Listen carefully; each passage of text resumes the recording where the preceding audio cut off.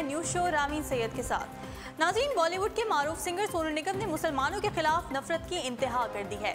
Twitter पर सोनू निगम का एक बड़ा अजीब व गरीब बयान सामने आया, जिसमें सोनू निगम का कहना था कि मुसलमान नहीं हूँ फिर भी इनको अजान की आवाज़ की वजह से सुबह उठना पड़ता है, ज़बरदस्ती मजहब मुसल्लत करना ख़त्म होना चाहिए।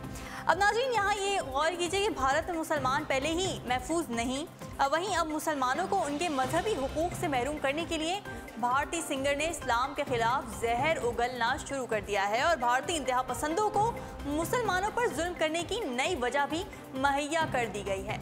अपने पैगाम में सोनू निगम कहते हैं कि मैं मुसलमान नहीं हूँ फिर भी मुझे सुबह अजान की वजह से उठना पड़ता है, ज़बरदस्ती मजहब मुसल्लत करना ख़त्म होना चाहिए। उन्होंने मजहब की ज़बरदस्ती को वाज़े किया, इसको ज़बरदस्ती करार दिया और कहा कि मजहबी इदारों को इन लोगों के हुकूक का भी ख्याल रखना चाहिए जो कि मजहब नहीं मानते हैं।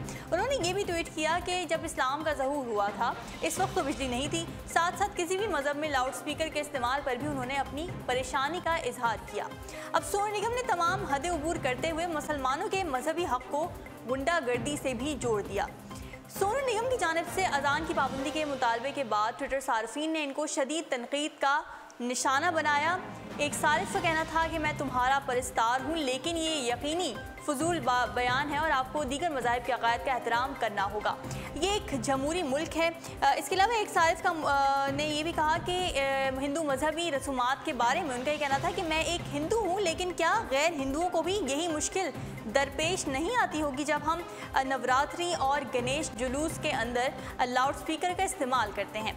इसी तरह की एक और ट्वीट सामने आई जिसमें सारिफ का कहना था कि क्या हिंदुओं के त्योहारों और दीगर रसूमात से मुसलमानों को तकलीफ नहीं होती होगी? दिवाली पर होने वाली आतिशबाजी का जहरीला धुआं सिर्फ हिंदुओं के फेफड़ों को मुतासिर करता है, या हिंदुओं की दीगर त्योहारों के नतीजे में बंद होने वाली सड़कों की वजह से सिर्फ हिंदुओं को अपने काम पर पहुंचने में दिक्कत होती होगी?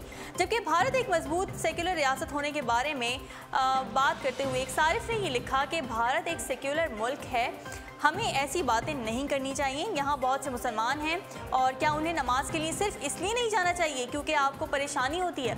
तो जनाब, बात सिर्फ बर्दाश्त की है और वही अब हम में से अक्सरियत में ख़त्म हो चुकी है। अगली खबर की जाने बढ़ते हैं। आपको बताएंगे सऊदी अरब में एक खातून ने मौका 14 अप्रैल बरोज़ जुम्मा अपनी घरेलू मुलाजमा की शादी की तकरीब मुनक़िद की। सऊदी गज़ेट के तफसीलात के मुताबिक सऊदी अरब में एक एशियाई गैर मुल्की लड़की जो कि एक घर में घरेलू मुलाजमा की हैसियत से काम करती है, इसकी मालकिन ने इसकी शादी की तमाम अखराजात बर्दाश्त किए। इसने इस तकरीब में घरेलू मुलाजमा की तमाम दोस्तों को भी दावत दी थी, साथ साथ इसने इस मुलाजमा के लिए हनीमून का तोहफा भी पेश किया। जबकि एक समाजी कारकुन ज़ोहरा अल-माबी जो कि तकरीब की मेहमानों में शामिल थीं, उन्होंने शादी की एक तस्वीर सोशल मीडिया पर पोस्ट की और ये घरेलू मुलाजमा एशिया से ताल्लुक़ रखती हैं और इसने एक एशियाई शख्स से ही शादी की है। अपनी शादी के दिन दुल्हन ने सफ़ेद रंग का लिबास पहन रखा था। वो इस मौके पर बहुत खुश थी और वो इतनी खुश थी कि अपनी खुशी के आंसू रोक ना पाई जो कि उनके गालों पर नुमाया थे। इस सऊदी खातून ने बिलाशुबा एक अजीम मिसाल कायम की है और इन्होंने नस्ल परस्ती और समाजी दायरों के तमाम हुदूद को ख़त्म करके दूसरों को मेहरबानी का दर्ज दिया है। इस मौके पर कई समाजी हलकों का ये कहना था कि सऊदी ख़वातीन की जानिब से अपनी घरेलू मुलाजमाओं की शादी की तकरीब मुनक़्क़िद करना कोई अनोखी बात नहीं है और अक्सर ख़वातीन अपनी घरेलू खादमाओं के लिए ये सब करती रहती हैं। इसके बरक्स मीडिया हमेशा मालिकान की जानिब से घरेलू मुलाजमीन पर तशद्दुद की वारदातें ही दिखाता है। साइंसदानों ने हवाई से लेकर अंटार्कटिका और स्पेन तक फैली दूरबीनों के एक नेटवर्क से ब्लैक होल की पहली तस्वीर ले ली है। इस तस्वीर को डेवलप होने में कई महीने लगेंगे, लेकिन अगर साइंसदान कामयाब हो गए तो उन्हें कायनात की इब्तिदा के बारे में ज़बरदस्त मालूमात मिलने की तवक्का है। माहिरीन ने ब्लैक होल की तस्वीर लेने के लिए बहुत बड़ी दूरबीन बनाने के बजाय नया तरीका इख्तियार किया। उन्होंने 8 रस्तगाहों में लगी दूरबीन का नेटवर्क बना लिया। इससे मजाजी तौर पर 10,000 किलोमीटर कतर की दूरबीन तैयार हो गई और बड़ी दूरबीन होने की वजह से रेजोल्यूशन और दूसरी तमाम तफसीलात को अच्छे से देखा जा सकेगा। साइंसदानों ने जिस ब्लैक होल की तस्वीर ली है वो नज़रों से ओझल मिल्की वे कहकशां के बीच में सेक्रेटेरियस इलाके में है और ये ब्लैक होल ज़मीन से 26,000 नूरी साल के फासले पर है। अब कुछ खबरें शामिल करते हैं एंटरटेनमेंट पॉइंट से। नाज़रीन, माजी की मारूफ हीरोइन शबनम ने कहा है कि वो कराची दोबारा आएंगी और सैयद नूर की फिल्म आईना 2 में साथी अदाकार नदीम के हमरा काम करेंगी। कई दहाइयों तक पाकिस्तान फिल्म इंडस्ट्री पर राज करने वाली पाकिस्तानी अदाकारा शबनम ने ये कहा कि खुद को कभी पाकिस्तान से अलग नहीं समझा, क्योंकि मुझे शनाख्त पाकिस्तान ने दी और यहाँ फिल्मों में काम करना अपने लिए एजाज़ समझती हूँ। इन्होंने कहा कि आज पुरानी यादें दोहरा रही हूँ और यहाँ आकर ऐसा महसूस नहीं हुआ कि कई सालों बाद आई हूँ, क्योंकि लोगों का प्यार और लगाव वैसा ही है जैसा पहले कभी हुआ करता था। इस मौके पर उन्होंने इंकशाफ किया कि दोबारा पाकिस्तान आऊँगी और सैयद नूर की फिल्म में काम करूँगी। ये फिल्म मेरी नई फिल्मी ज़िंदगी का आगाज़ होगी और उम्मीद है कि इस बार भी शायकीन से पजीराई मिलेगी और मदाहों को फिल्म अपनी जानिब खींचने में कामयाब हो जाएगी। इस मौके पर मारूफ फिल्म राइटर और हिदायतकार सैयद नूर ने ऐलान किया कि वो माजी की मारूफ फिल्मी जोड़ी शबनम और नदीम की कामयाब फिल्म आईना का सीक्वल बनाएंगे और कई बरसों बाद नदीम और शबनम की जोड़ी फिल्म आईना 2 में जलवा अफरोज होंगे।